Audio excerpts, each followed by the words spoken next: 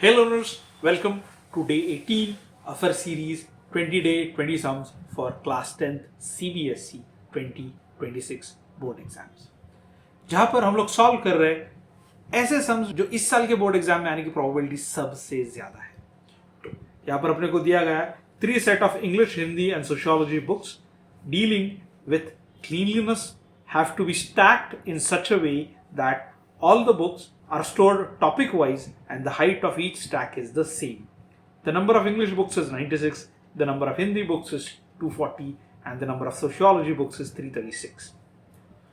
Assuming that the books are of the same thickness, determine the number of stacks of English, Hindi and sociology book, which mathematical concept is used in this problem, and which could have been discussed in this problem.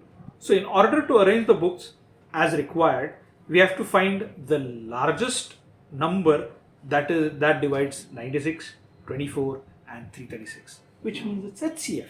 तो ये लिखने के लिए ये concept कौन सा, ये लिखने के लिए आधा मार्क कर रहे हैं, बहुत खुश है क्योंकि ये वाला चैप्टर जो इसमें वेरी सिलेक्टिव सम्स आएंगे वो या तो पहले पार्ट में आएंगे या फिर ये वाले पार्ट में, तो इस पर ध्यान दीजिएगा. सो 96 is 2 to the power of 5 times 3, 240 is 2 to the power of 4 times 3 times 5 and 336 is 2 to the power of 4 times 3 times 7. तो इनका HCF आ जाएगा 2 to the power of 4 times 3, that is 48.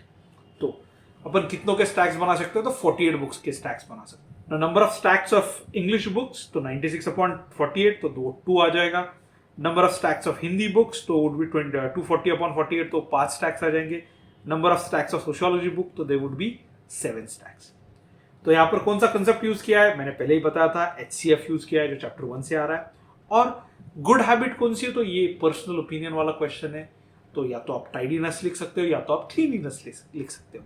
तो ये दोनों में से कोई भी आप एक हैबिट लिख सकते हो and you will get all the 5 marks.